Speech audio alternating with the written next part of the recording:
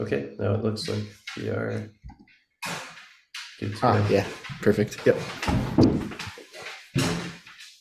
Alrighty.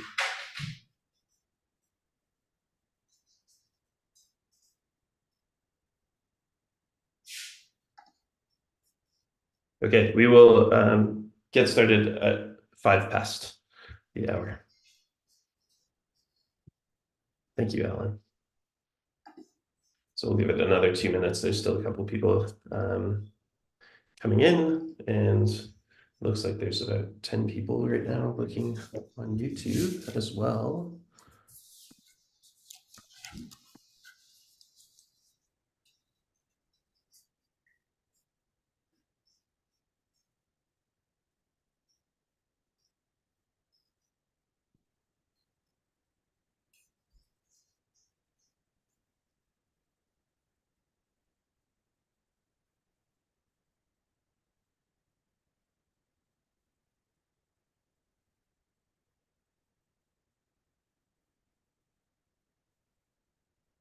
Alrighty.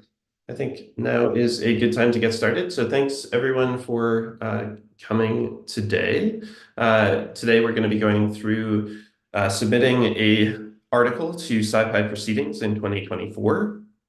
And so this is the author overview, and the types of things that we are going to go over today are the overview of the proceedings, because there have been a number of changes since 2023, and the new submission process. And then we're going to go through some questions and demos. So I am Rowan Pockets. I am the CEO and co-founder of Curvenote. And I'm also on the SciPy Proceedings committee as an editor, and working on this process behind the scenes with a team of people there. And I'm also on the executable books team, which is the project behind MyST Markdown that we'll talk about a little bit today. So some of the objectives that we're going to go through today are just sort of the overview of proceedings and some of the background of where we're trying to move these proceedings over time. We're going to talk about the submission process in detail, and then go over any questions that the folks on the call today have, and sort of where we can point you to get help and other places and resources for that, as well as any live demos that we can see as well at the end. Just a note that this event is being recorded. There's some of you who are seeing the recording on YouTube, and then there's some who are in the Zoom call directly. If you are in the Zoom call, please do mute your microphone when you're not speaking, and raise your hand or use the chat. And I'm here with Franklin, who's monitoring the chat as well and can respond to some questions. Okay, so I'm gonna start with sort of a slide of science, a caricature of science communication today, as sort of a 2-column PDF with a table of data on its side that you're trying to look at on your phone. And it doesn't support data well, it doesn't support interactivity, it doesn't support computation, and it's really not built for the way that SciPy researchers work and create their content and their software. And we want to do the best we can in supporting that work. And so these are the types of things that the SciPy Proceedings Committee was thinking about in 2023 on how to sort of radically improve and transform the proceedings that you're seeing on the screen here, which is primarily oriented around a PDF document. And they wanted to see how they could improve the proceedings to live up to some of the ideals of interactivity and supporting next generation computation like Jupyter Notebooks and integrating live computation into a journal.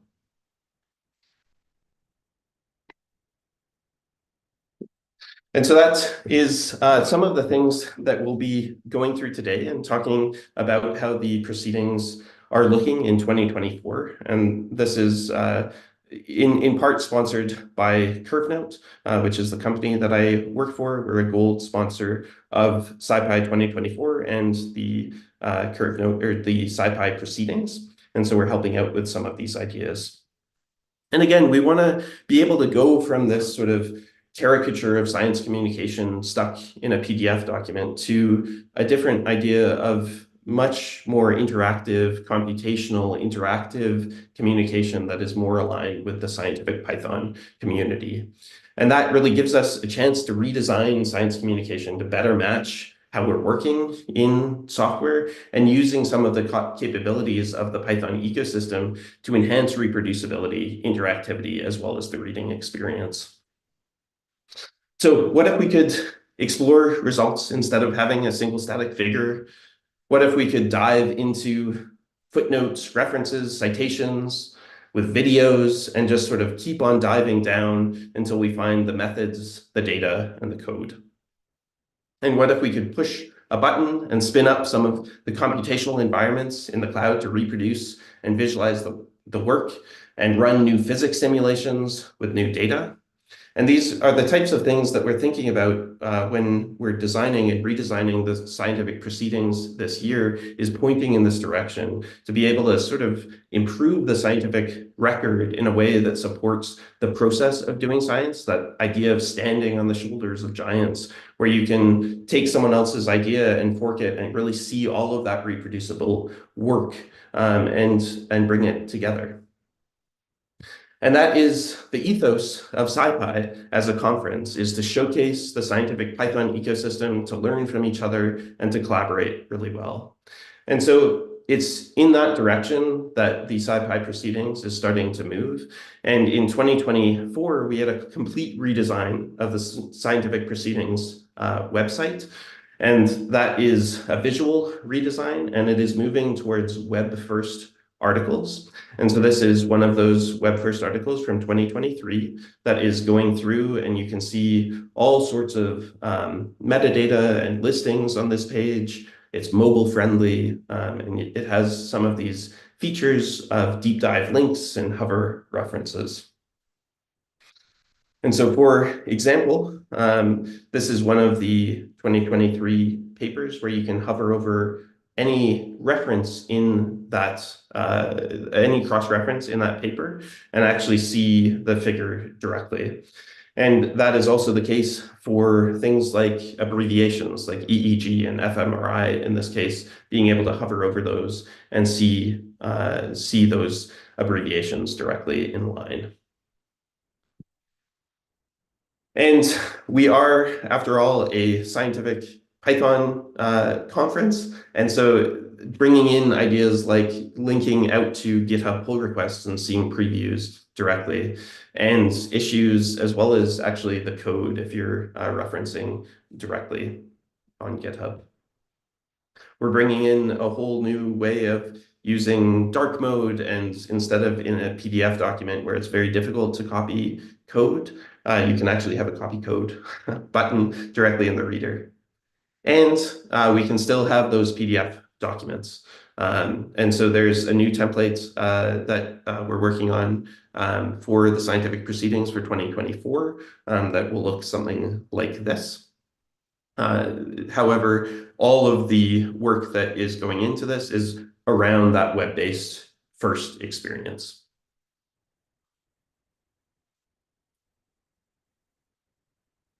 Fantastic. So that's a bit of an overview of the scientific proceedings and where that sits today.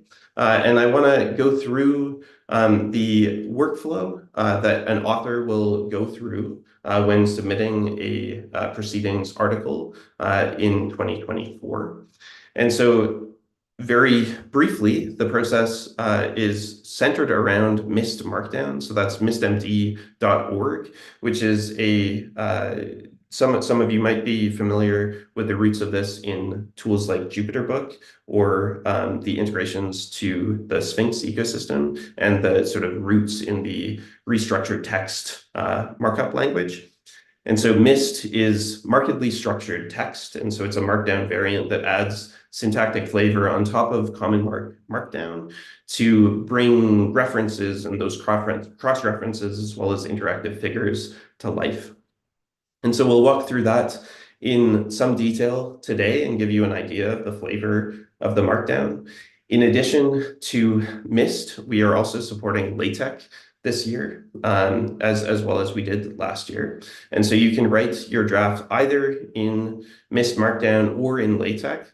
And a note on the LaTeX is this isn't a full LaTeX environment, so there are many macros and custom environments that may not be supported.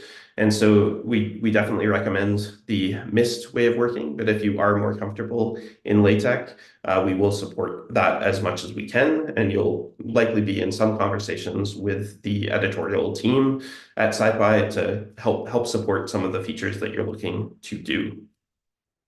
And so we will, in this webinar today, we'll walk through a couple of those templates and look at the various structures of them and how to get started from that.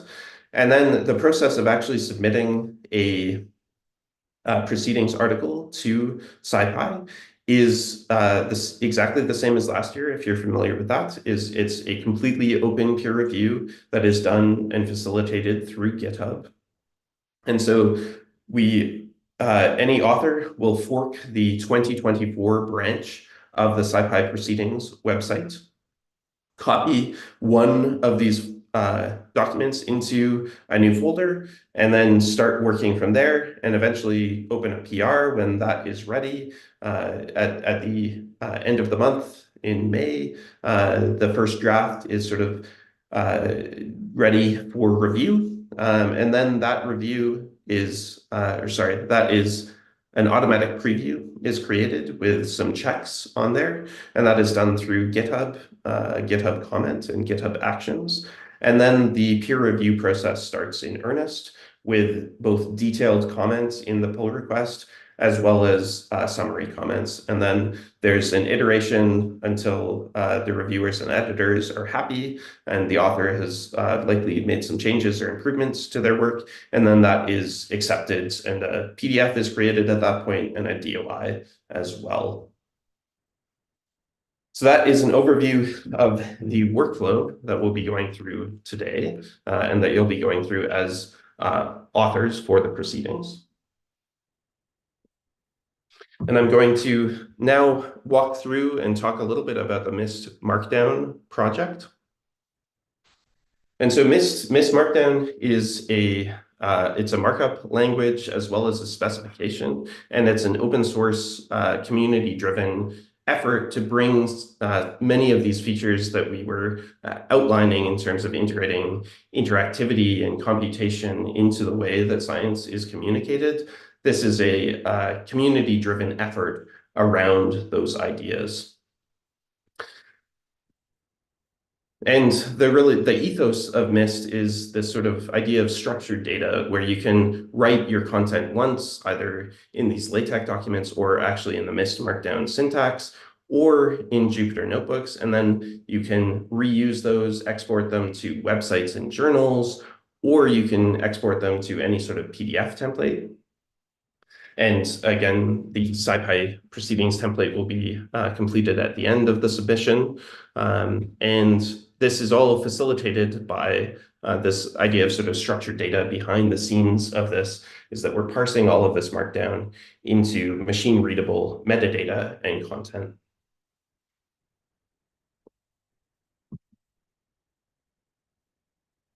MyST Markdown is built on top of, it's a superset of Markdown.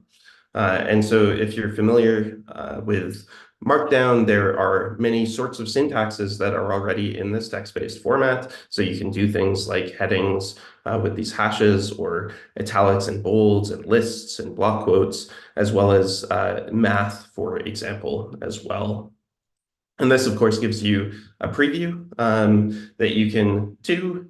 And when we're starting to move to sort of these more complicated ways of working, we're going to have to say figure one and actually write that one in and say see figure one. And there's none of that sort of cross-linking between where you reference the equation and the content that you are targeting to reference, as well as there's limited support in Common Markdown for citations. And so these are the types of things that MyST starts to bring to the equation, or to the mix, I suppose. And so this is that same sort of content that's written in MyST Markdown. So it's very, very similar to Markdown. Again, it's a superset of Markdown. And you can see exactly the same inline math. But then when we're starting to create these math blocks, we have this specialized directive syntax that starts with these triple backticks and then declaring the environment that you're working with. And so in this case, this is a math environment, and that comes with some capabilities. And in this case, labeling any sort of directive is one of those capabilities. And so this is markup that you would write in LaTeX as normal. And then you can label that content and then refer to it in a later time. And so this is, again, a figure directive that takes the source of the figure as an argument.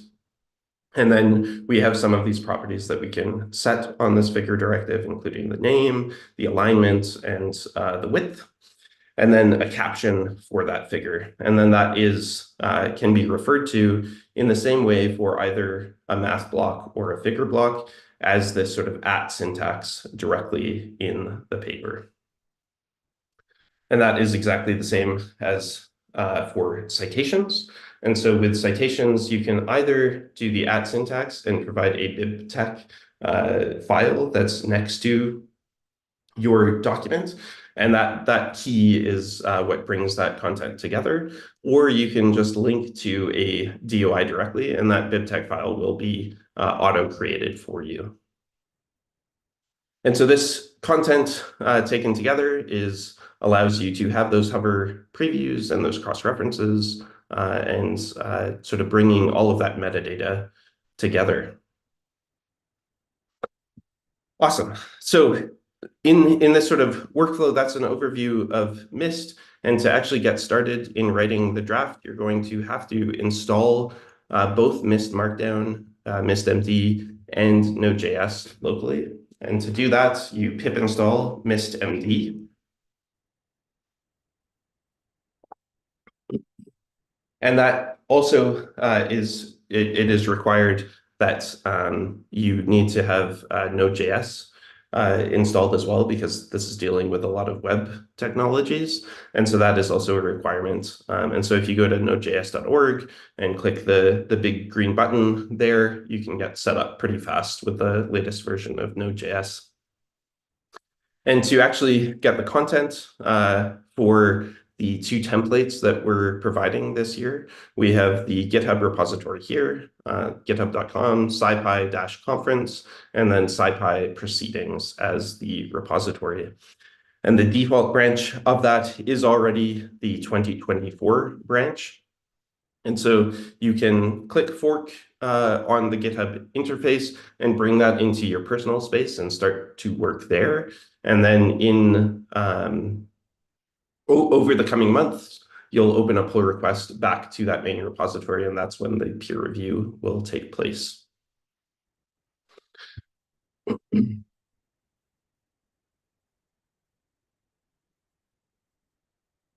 There are, as I mentioned before, two templates that are the starting content for the SciPy 2024 proceedings. And there is one template that is built in MyST Markdown and one in LaTeX. Both of these are built with the MySTMD command line tool.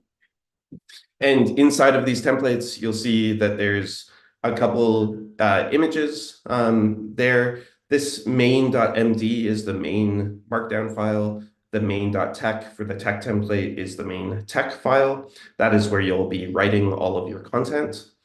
There are bibliography files, so that is that bibtec, which includes common references actually in the SciPy ecosystem already. And that is also exactly the same in the LaTeX side. So the main difference between these is either you're writing in main.tech or main.md. And then this last file is the mys.yaml file. And that includes all of the author affiliation and other types of metadata for your article directly. And so to get started with one of these, pick a path. We suggest the MyST Markdown path. That is the most widely supported path. And then the LaTeX, the types of content in this is about the breadth that you will be able to get out of the LaTeX side. And so if you are using LaTeX, keep in mind, SciPy is a web-first journal. We have support for basic packages in the LaTeX ecosystem. There are no custom libraries that are supported out of the box. And there is very minimal macro support at this stage. And it does use MyST for the parse and the render so that we can get out that consistent web-based experience, which is where the review is actually going to take place. And so please do keep that in mind if you're choosing the LaTeX path in here. This should be chosen if you're already very familiar with LaTeX. And if you're just getting started, we recommend the MyST Markdown path. Awesome. So that final file in those two templates is the MyST YAML file. And so this has all of the metadata for your project. And so you can see that there's authors and there's affiliations. And if you have an ORCID, please do include it, as well as your various affiliations. There needs to be at least one valid email for a corresponding author that is included. And then you can include a number of keywords for your project, as well as those abbreviations that you're using throughout your project. And so that is what enables those hover references or hover previews on the abbreviations. The one other piece that's important when you copy your template is to actually change this ID. And so if you read the comments here, keep it to SciPy-2024-your folder. And so as you copy that template out, put it in your own folder. You should only be making changes inside of that folder. And so if you have images, keep them inside of there. And that just allows no merge conflicts to happen when you're actually bringing that together. And this should have the syntax of sort of first name, surname, or something that's unique to your collaboration.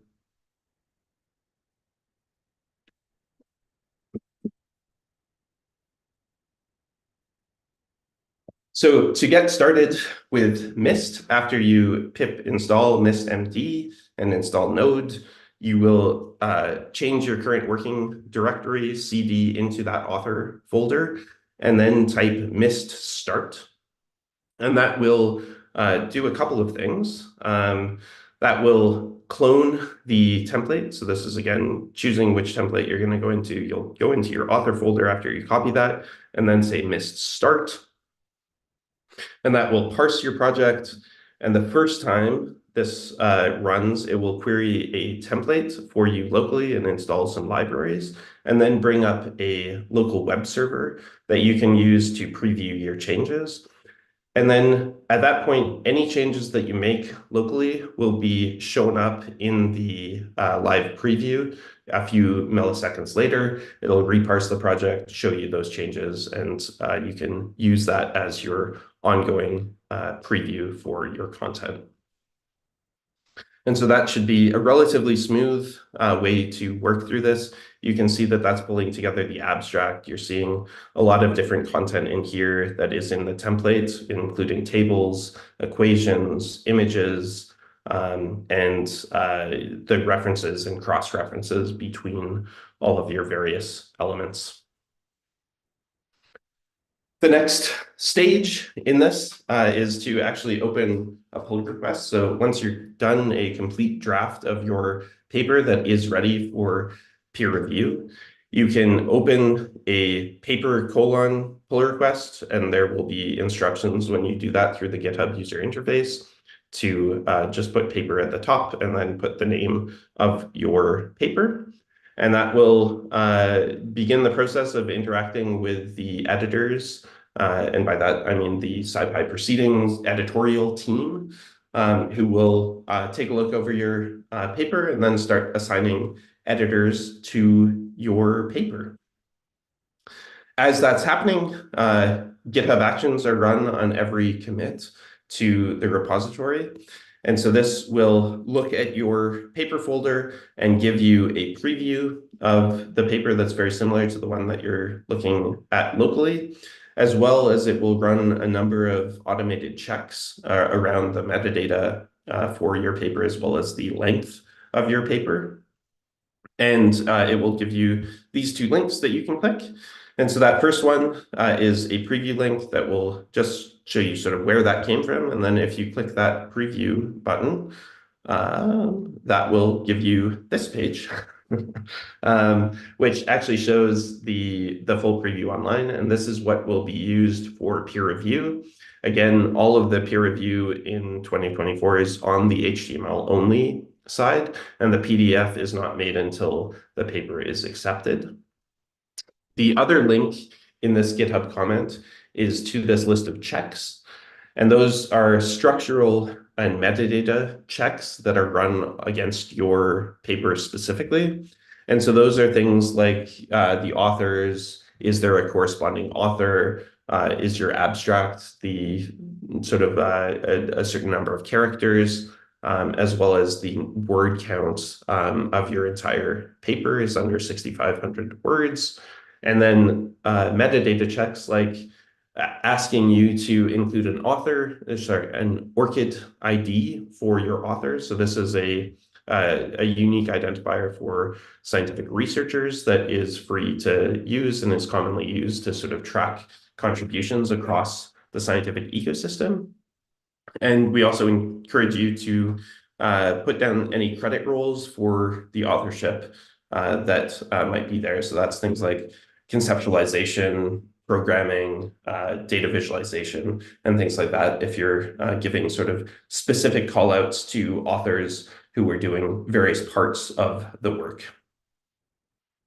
And then the big piece that will likely require a little bit of back and forth with this is to run some DOI checks on your references. And so that will ask you to include a valid DOI with every single one of your BibTeX references.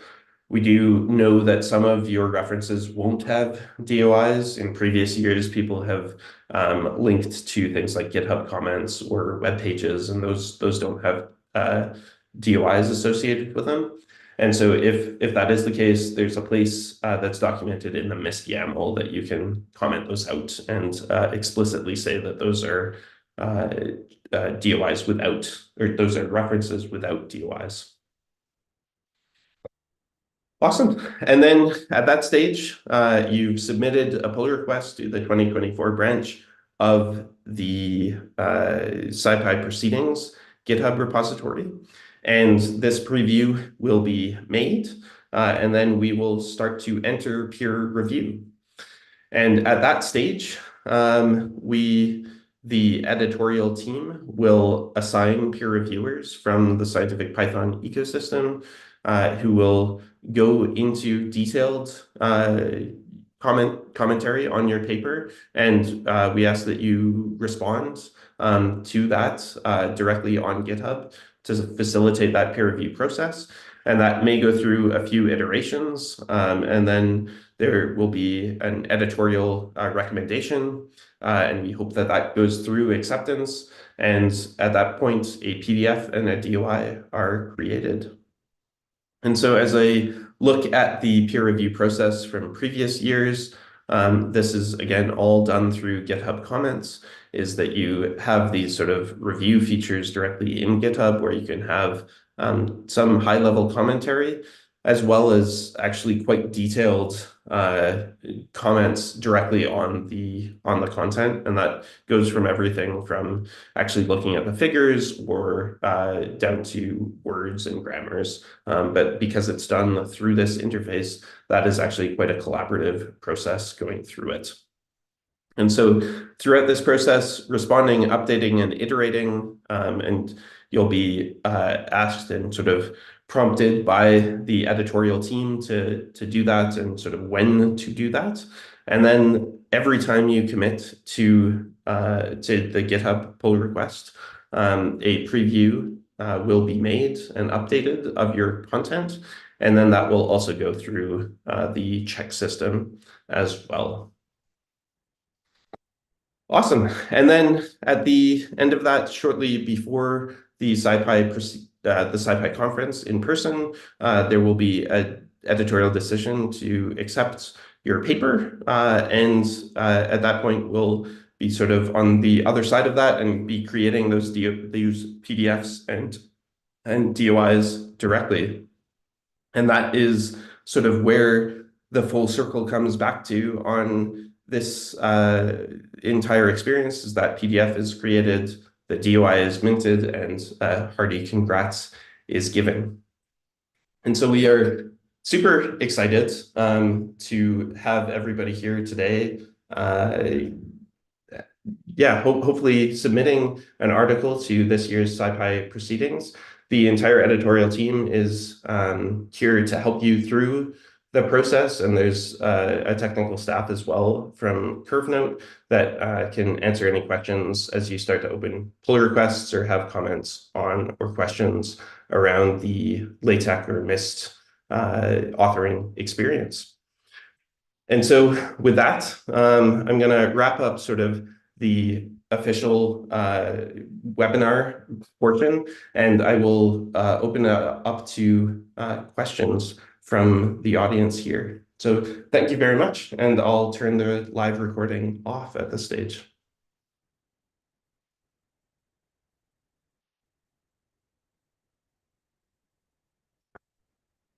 Awesome. So I'm happy to show any demos or dive into anything else for the folks on the call today. So there's only about 4 or around maybe less than 10 of us. And so if anyone does want to ask any questions, feel free.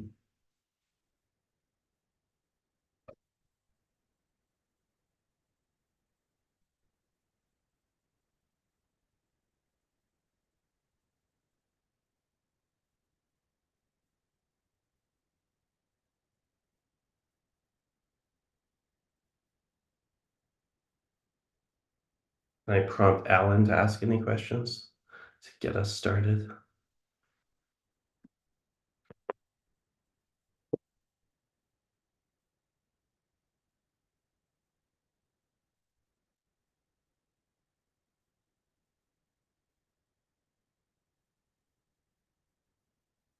Okay, so there's a question in the chat. So do you prefer us creating a unique branch for the pull request, or a new folder on the main branch is good?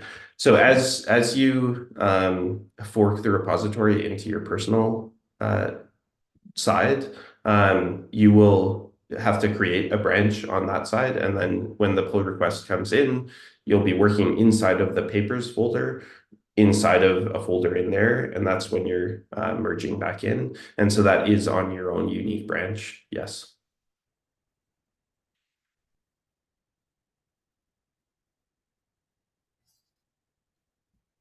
I have a question, Rowan. Yeah. As you submit new commits and you get your live site builds, is it also building the PDF as well for you to just kind of keep an eye on, even though that's not part of the review process?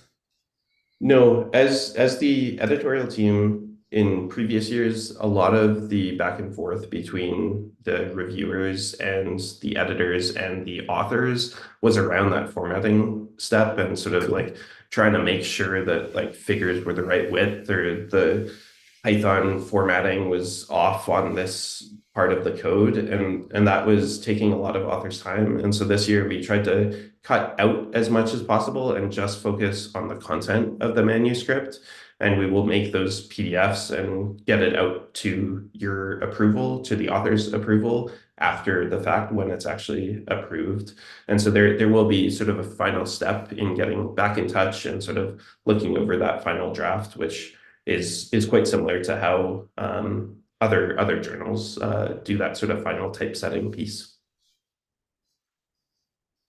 Nice. I have a question. In terms of like reproduction, are these papers expected to have like full reproduction of results, or maybe just some sort of smaller demo of whatever library or whatever sort of advancement we've come up with? And how are you handling the sort of reproducibility aspect of the contributions here? Because some contributions obviously might be for like very large data sets, and like how is that being I guess what are your advice on that? So this year, we are the scientific proceedings committee decided to not sort of fully embrace computational reproducibility. So we are only supporting those Markdown documents and LaTeX documents. So that doesn't include any computational reproducibility at all. In the notes on the README, there is a section that says if you are interested in doing that, we would love to explore that with you this year. And so that's sort of a case-by-case basis, is if you think your paper would benefit from sort of some computational reproducibility or including notebooks, that is something that this system is capable of. But we still have a lot of questions on the types of things that you raised in terms of how to best do that, as well as how to support that in the review process. And so that's something that we'd like to experiment with this year in sort of a case-by-case basis. And so if you were interested in that, or if anybody on the call is, please get in touch and sort of flag that as maybe early in the process. Thank you.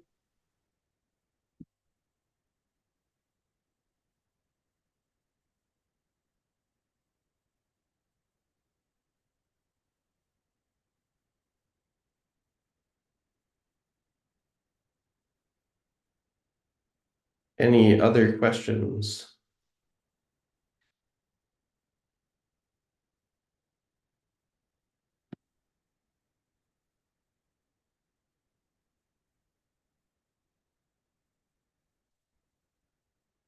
Okay, well, I think then we will leave it there and finish up a few minutes early. Well, maybe I'll offer to folks on the call. I have some live demos that are on my other screen. Is it worth going through any of that today, or is that something that people would like to see? Yes. Okay. Blaine says yes. Okay. So this is the sorry, I'll just ensure that I'm in a good demo headspace. So this is the two folders directly in the yeah, okay, that's a great idea. Thank you.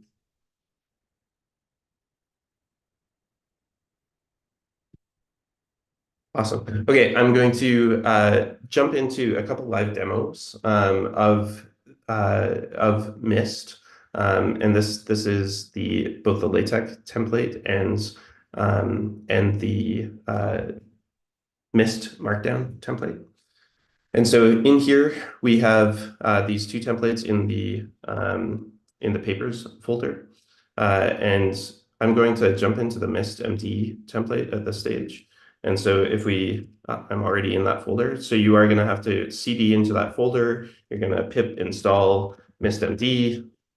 I have already done that. If you don't have Node.js installed, go to nodejs.org and click the button on the home screen, which will get you the install instructions for your platform. And then in this folder, we have this MyST file, which I talked a little bit about in the presentation. We have our bibtech folder, or our bibtech file, sorry, with a couple of different references. And so when you're copying this over, these references may actually be helpful to you as you're writing your paper. So there's Jupyter and Matplotlib, NumPy, pandas SciPy, which maybe is a hopefully helpful one. And then we have the main Markdown file, which has our title and abstract in it as well. And so the first thing that I'm going to do is say MyST start. And this is going to parse the project and then give me a theme up. And so if we go over to localhost 3000, just by clicking that link, then we can actually see this side by side. I'm just going to hide my sidebar for right now. And so we can see this, as you might expect, this title is coming over here. All of the front matter information is coming directly from our MyST YAML. And so we have our list of authors over here. And if we click on this, we can see email and ORCID ID and various affiliations that are associated with that, as well as keywords are coming directly from your MyST YAML. And then as you are changing this, if I hit save over here, those changes are showing up immediately on the right-hand side. And so we can make changes on this side and have them show up directly. And then that is entirely based on the content itself. And there's a couple of different things in this paper. So we have some introductory text to start with, and then some instructions directly that are tailored in each template. So these are slightly different instructions just for the formats between the MyST Markdown template and the LaTeX template. So if we go into the bibliography section, we can see that we're using pandoc style citations here with this sort of open square brackets with the @ sign and then the DOI directly.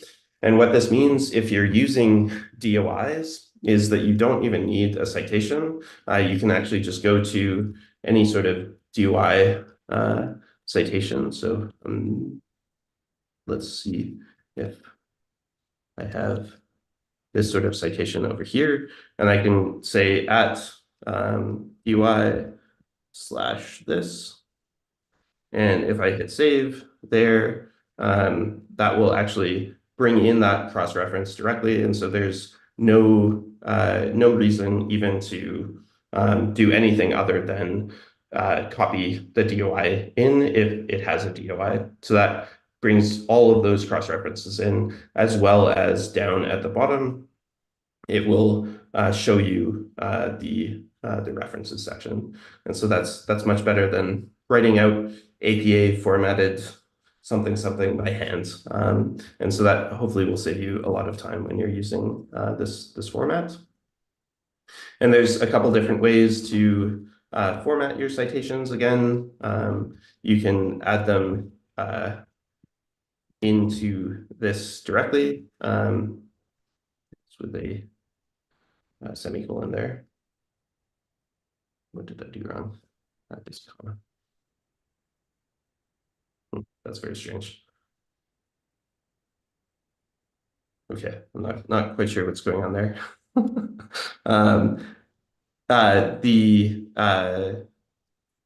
Yeah, so you can start to bring your citations directly in there, as well as use keys directly into your bibtec file. And so if we go over to the mybib in the MyST template, this reference here, if you're familiar with bibtec, this is something that can be quite easily created through any sort of modern reference manager, like Zotero, for example. You can export your bibliography as a bib file and then copy the text into there and then just reference that key. And that, again, comes over here and is cited directly over here. And so that is some of the ideas or the features and functionalities behind citations.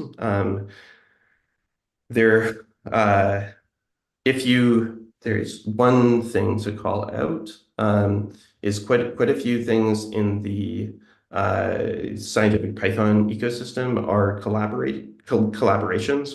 And so if you are referencing a collaboration like the Tesseract team, in this case, put it in these double braces, and that just stops the name parsing. Otherwise, it would be like team et al. And this actually ensures that that shows up as the Terra Desert team. There is a lot of support this year for code blocks and captions and syntax highlighting, both in the LaTeX templates and the MyST Markdown templates. And so this can show the code quite simply. And so if you've ever used code inside of a GitHub comment, this is exactly the same syntax.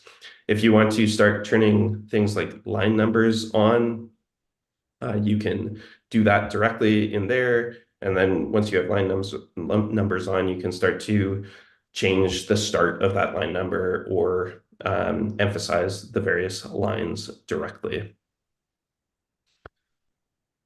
Awesome.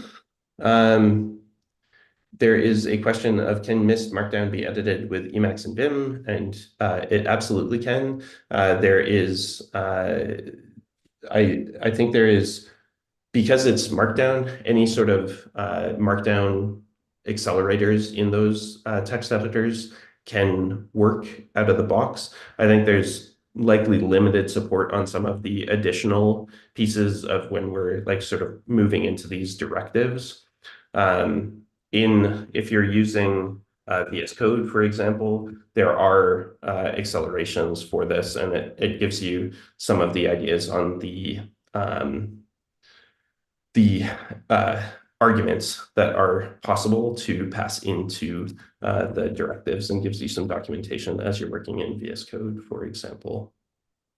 And so there's support in there. And then if you go to mystmd.org as well, and go to the Getting Started space and looking at these Quickstart tutorials, you can also look at how to author this content directly in Jupyter Lab. And there's some video webinars and tutorials that are also sort of ways to get up and running directly in Jupyter if you're curious about that. And that has all sorts of other ways of working. I think this one's going to be a little bit less useful in the context of SciPy Proceedings, because we are asking for those LaTeX or Markdown files. But that is a different way of working in the MyST ecosystem. Awesome. Okay, cool.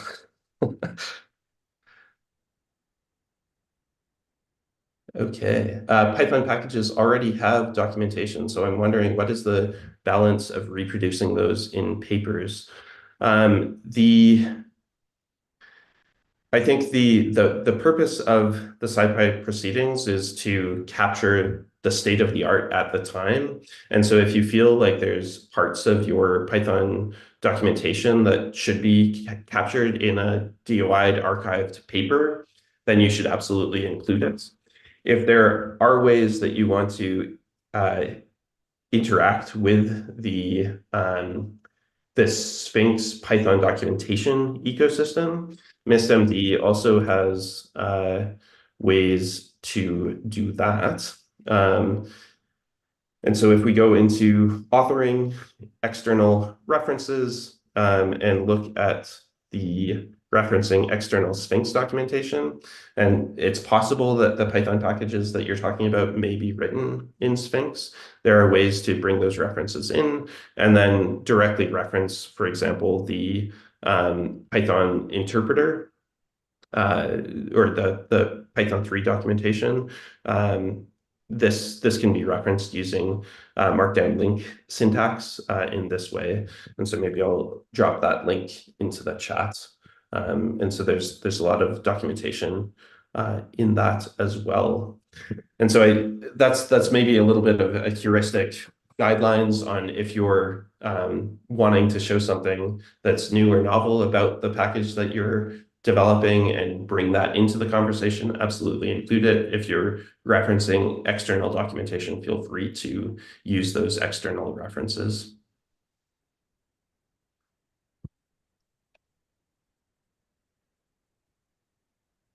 Fantastic. Okay, there's a couple other pieces on the math side of things. You can have, again, any sort of LaTeX math included in here. And then if you are going to label that math, you can use the directive syntax of have this colon, label, colon, and then the label that you're giving it. And then you can refer back to that equation using one of these things called or a role. And again, there's links out to the documentation that you can go to and look into the documentation for ways to cross-reference between figures and equations and sections and the different ways to do that. And if you are coming from the Sphinx ecosystem, in RST, things like ref and numref and EQ and doc are also supported out of the box as well. And so that should be quite similar to how you may have worked in the past. And again, in this place, hovering over the equations will show you that content directly. There is support for footnotes, again, hover references. These sorts of figures can be included directly, and there are some ways to label those such that you can have things like figure 1A and have that all included in the link. And then lots of different ways to do tabular content, both in sort of very simple ways of working in terms of these list tables, as well as more complex HTML parsing if you're getting like into very complex ways of working. And then there's also ways, because MyST understands LaTeX, you can include raw LaTeX directly in MyST, and that will be parsed directly. And so long table, tabular environments, and table X are all understood by MyST, and those are the main ways of how people do tabular environments in LaTeX. And so that is a top to bottom walkthrough of this of the template. And so hopefully this is quite easy to get started. Pip install MystMD, and then you're off to the races by copying this file. Again, go into the MyST YAML. The big thing before you make your pull request is to change this ID to match the folder name that you've copied into. Make all of your changes inside of that copied folder and open the pull request as normal to the SciPy 2024 repository. So I will stop there, and we have about 5 minutes left, and I'm happy to stay on longer if anyone else has further questions. And yeah, I'm very excited for everybody's proceeding submission this year, and please don't hesitate to reach out to any of the editorial team who are going to be taking care of issues and any sort of thoughts on the pull requests as they come in. So when will the recording be posted? It has already been posted.